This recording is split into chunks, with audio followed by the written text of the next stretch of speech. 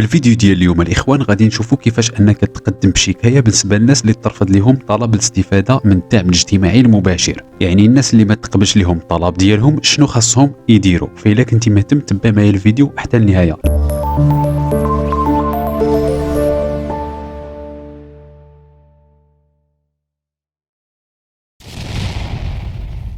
السلام الله عليكم، نتمنى كلشي يكون بخير وعلى خير. مرحبا بكم في فيديو جديد. في الفيديو ديال اليوم الاخوان غادي نشوفوا كيفاش انك تقدم بشكايه بالنسبه للناس اللي ترفض لهم طلب الاستفاده من الدعم الاجتماعي المباشر. يعني الناس اللي ما تقبلش لهم الطلب ديالهم شنو خاصهم يديروا. فإلا كنتي مهتم تبع معايا الفيديو حتى النهايه. لكن قبل ما نبداو ما تنساوش تشتركوا في القناه وتفعلوا زر جرس التنبيهات باش توصلوا بالفيديوهات القادمه ان شاء الله، ودير لايك للفيديو اللي مالا وبارطاجيه باش كلشي يستافد.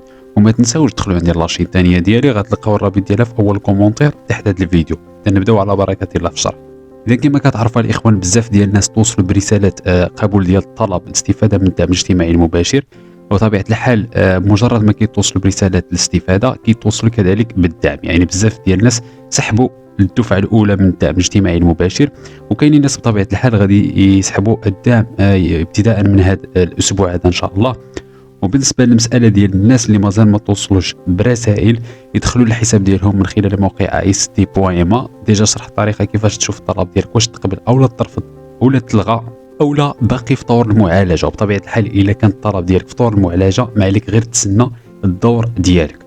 وطبيعه الحال بالنسبه للناس اللي تقبل الطلب ديالهم وغيبغاو يستلموا الدفعه ديال الدعم، غادي يمشيو بطبيعه الحال الوكاله المعتمده اللي يفتحوا فيها الحساب البنكي ديالهم. وبالنسبه لمبلغ الدعم الاخوان راه كيختلف على حسب افراد الاسره كما ذكرنا قبل في الفيديوهات اللي حطينا. يعني قبل الا كانت الاسره فيها يعني الا كانت الاعانه جوزافيه راه غتاخذ 500 درهم. كانت الاسره مثلا فيها اطفال، يعني جوج الاطفال 500 درهم، ثلاثه الاطفال مثلا 600 درهم. وقد ما كيتزادوا عدد الافراد ديال الاسره قد ما كيتزاد مبلغ الدعم. غير بالنسبه للمنحه الجوزافيه راه ما كتغيرش، يعني كتبقى 500 درهم فقط. المنحه الشهريه هي اللي كتغير حسب عدد افراد الاسره. اذا بلا ما نطول عليكم بخصوص موضوع حلقه اليوم، غادي نتكلموا على شنو هو الاجراء اللي خاص يديروه الناس اللي توصلوا برساله الرفض، يعني اللي ترفض الطلب ديالهم. اذا كانت الوضعيه ديال الطلب ديالك او الا توصلتي برساله ديال القبول، يعني تقبل الطلب ديالك كما كتلاحظوا هنا، ما عليك غير تسنى باش تستلم الدفعه ديالك. اذا كان الطلب ديالك مرفوض يعني ملغى كما كتلاحظوا، في هذه الحاله غادي خاصك تقدم بشكايه، وهذا الشيء اللي غادي نشوفوا ان شاء الله في هذا الفيديو. بطبيعه الحال من بين الاسباب اللي غتخلي الطلب ديالك يترفض هو مثلا يكون عندك يعني الاستفاده او دعم من جهه اخرى، كمثلا الناس اللي عندهم او منخرطين في الصندوق الوطني للضمان الاجتماعي، يعني عندهم لاسينيسيس خدام. هاد الناس هادو راه ما يمكنش انهم يستافدوا من الدعم الاجتماعي المباشر. يعني هاد الناس هادو اللي مديكلارين في لاسينيسيس كياخذوا فلوس الدراري، يعني النظام ديال لاسينيسيس ديالهم خدام. ما كندويش على الناس اللي كانوا مديكلارين قبل وتوقف لاسينيسيس ديالهم مثلا هذيك عام قبل ولا يعني مده طويله، هادو لا راه يمكن لهم يستافدوا من الدعم الاجتماعي المباشر. وهذا الشيء ديجا هاد المسائل كامله دوينا عليها قبل. كندوي على الناس اللي خدام لاسينيسيس ديالهم حاليا، يعني كياخذوا فلوس الدراري مثلا، راه ما يمكنش انك تستافد من الدعم الاجتماعي المباشر وتستافد من الدعم ديال لاسينيسيس. طبيعه الحال هذه الفئه راه غادي يطلع لها الطلب وضعيه الطلب مرفوض، يعني غادي ترفض الطلب ديالهم. ونفس الامر بالنسبه للمطلقات اللي كيستافدوا من صندوق التكافل العائلي، يعني اللي كياخذوا الدعم ديال هذا الصندوق هذا. اذا حنا بطبيعه الحال كندويو على الناس اللي ماشي من هذه الفئات، يعني مستحق للدعم، يعني كيستحق انه يستفد من الدعم، ولكن رغم ذلك الطلب ديالو ترفض. هاد الناس هادو هما اللي معنيين بهذا الفيديو هذا، وهما اللي خاصهم يتقدموا بشكايه الى ترفض الطلب ديالهم. وهذا الشيء اللي غادي نشوفوا ان شاء الله في هذا الفيديو هذا. غادي تمشيو وتدخلوا للموقع ديال الدعم الاجتماعي المباشر اللي هو www.ast.ma. غادي نخلي لكم رابط الموقع بطبيعه الحال في صندوق الوصف تحت هذا الفيديو هذا. لكن كما كتلاحظوا هذه هي واجهه الموقع.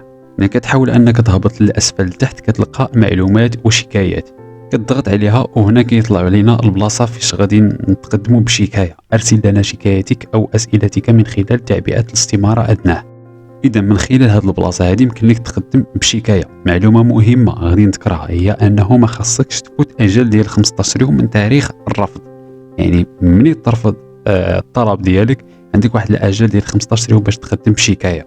يعني حاولوا انكم تردوا البال لهذه المساله هذه. اذا بالنسبه للمعلومات اللي كيطلبوا لنا هنا كيعطيوك اول حاجه خاصك دير المعرف الرقمي ديالك، يعني ديال رب الاسره، كدير البريد الالكتروني ديالك، ثم خانه فيها يعطينا تفاصيل حول طلبك. هنا كدير العنوان، يعني بحال قلتي موضوع الشكايه، كتحاول انك تكتب مثلا شكايه حول رفض طلب الاستفاده من الدعم الاجتماعي المباشر، ولا استفسار حول رفض طلب الاستفاده من الدعم، يعني شي عنوان بحال هكا. وفي التحت كتحاول انك توضح الموضوع ديال الشكايه ديالك. وهنا بطبيعه الحال راه كتكتب انه تسجلتي يعني تقدمتي بطلب الاستفاده، لكن رغم ذلك كتفاجئ انه تم الرفض ديال الطلب ديالك، علما انك كتوفر على جميع الشروط ديال الاستفاده، يعني لا تستحق الدعم، يعني كتذكر لهم هذه المسائل كامله هنا، وكتضغط على ارسال طلبي. صافي من بعد كتسنى الاجابه من عندهم، هما راه غادي يعالجوا الطلب ديالك وغادي يجاوبوك. يعني لا كنتي كتستحق راه غادي يقبلوك، كان شي خلل اخر راه غادي يقولوا لك ها السبب علاش، وغتحاول انك تعالج السبب وتقدم شكايه اخرى. اذا كانت هذه هي المعلومه اللي بغيت نبارطاجي معكم مع الاخوان. اي جديد بخصوص هذا الموضوع هذا غادي نحاول انني ندير فيديو جديد. ما تنساوش تشتركوا في القناه وتفعلوا زر جرس التنبيهات باش توصلوا بالفيديوهات القادمه ان شاء الله. كان هذا موضوع حلقه اليوم، نتمنى يكون الموضوع على الاعجاب ديالكم. نتلاقاو في حلقه جديده ان شاء الله ومع موضوع اخر.